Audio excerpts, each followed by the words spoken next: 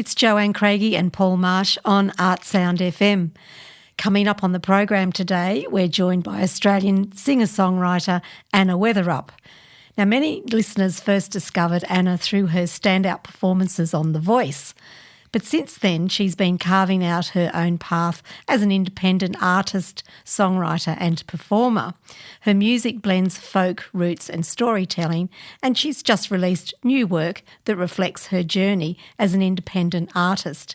And we wanted to catch up with Anna because she's here this Friday night, performing at Smith's Alternative in Canberra, co-headlining her show with singer-songwriter Amy Vee. Hi Anna, welcome to ArtSound. Hi Joanne, hi Paul. Anna, for listeners hearing you for the first time this Friday night, how would you describe your music and songwriting? This Friday night, Amy Vee and I will be sharing some new music from recent releases. For me, I've got a brand new album out. It's called Delusional. And Amy's got a few new singles out as well. And so we're bringing our band this time. We have been to Canberra a couple of times before to Smith's Alternative, but this one's a bit different because this time we're going to be bringing our band. We share a band together. So, yeah, we've combined our sets and we'll be looking forward to Smith's Alternative. Oh, so are we. Oh, thank you. And obviously, you've had a bunch of things going on through your musical career, but I'm just wondering, can you recall when you first realised music was going to play a major role in your life, and who are some of the artists that, helped shape the direction that you took? Yeah, Paul, I've always known, even as a little child, little girl, little kid, that I wanted to be a singer. It was just something I always knew. That's what I wanted to do. I mean, I grew up around music. I grew up singing in church, of all places. So every week I'd be up there singing, and music was such a big part of my early years of life. And I just knew that was something that I wanted to do. I was heavily influenced as a young child by a lot of gospel music because that's what I was singing at the time. And then as I got a bit older and started to, tune into radio and stuff, I loved pop, so a little bit of country, a little bit of Michael Jackson. And then later I got into rock and all different genres. I mean, I listen to a lot of different genres these days. But, definitely has some country influences in there and rock, I reckon. And you've had moments of huge public exposure through The Voice, but you've also spent years building your career quietly and independently. What have those experiences taught you about what it really means to be an artist? Yeah, I think doing something like The Voice taught me that the most important thing you can do, well, there's a couple of important things that you really need to do as an artist, and that's write music that's true and not necessarily what you think will get you on radio or TV or attention. So to really write what's true to you, no matter if that's in fashion or not, but also to connect. Like the importance of connection with your listeners and supporters is key. I only have a very small and modest group of supporters, but it's growing day by day because it's such a strong connection. And I've realised that, some of those people will be with me for life. And it's been really like a great lesson to learn how to cultivate your own microcosm community. And since COVID too, I've learned that that's the most important thing an artist can do, is to build their community around them. For sure, yeah. And obviously there's some really key concepts in there about, authenticity and about having a group of people that really get where you're coming from, and that might be a small group, but, it's really important.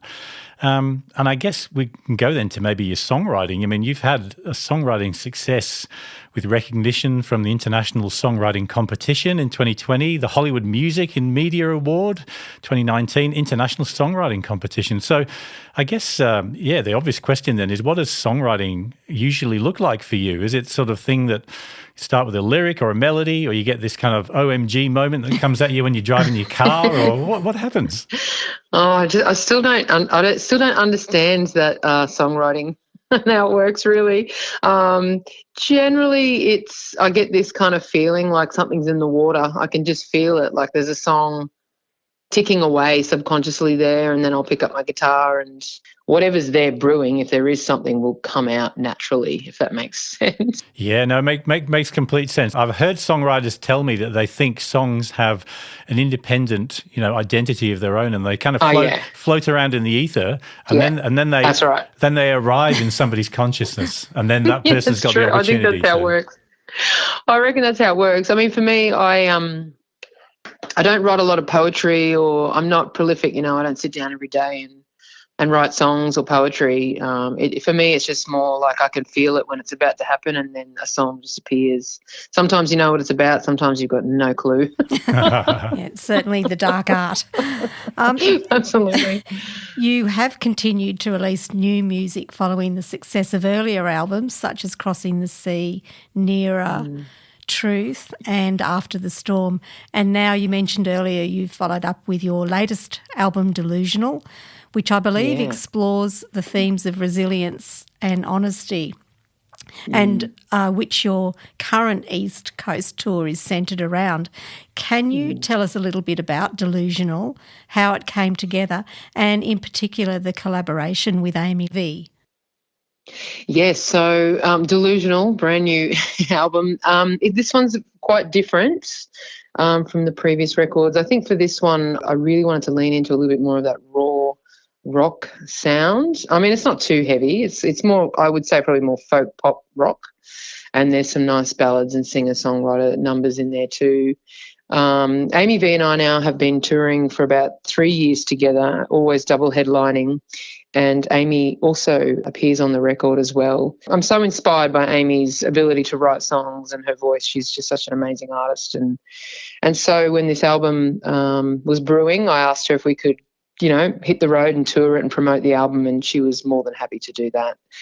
It is about resilience. It's about surviving sometimes, the life and the industry as an independent, and it can be tough. And I have had situations that aren't nice, and so I tend to write about those situations. It's a lot. Delusional itself is a long story, and I always like to listen. I always like to leave it up to the listener too, a little bit, or what they get from it. But yeah, it's certainly it's a tale of resilience and overcoming and finding your own strength within those experiences. And it's great to hear this, your idea of the double headline, you and Amy. I mean, that sort of talks about partnership, about supporting each other, a strong concept to put out there rather than one artist being in the lead and the other being the support act.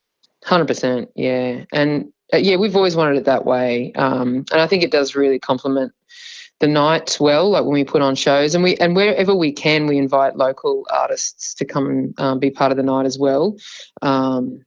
Due to time restraints, we won't be doing that in Canberra this time, but certainly some of the other dates that we're doing up the East Coast, we'll be inviting local acts to be part of the night as well. One final question, Anna. If listeners could take one thing away from your music, what would that be? Just to feel connection, I guess, something to relate to. I know for me personally, music has the ability to transform the moment you're in and take you somewhere else. It can make you feel connection and that you're not alone in the world. So I guess I'm hoping that people feel all of those things as well. Happiness, joy, sadness, all those things.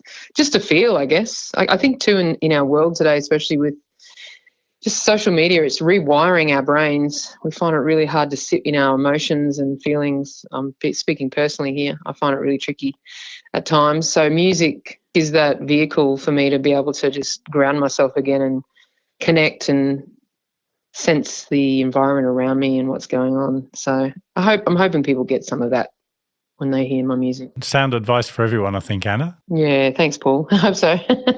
Listeners can catch Anna Weatherup and Amy Vee this Friday night at Smith's Alternative.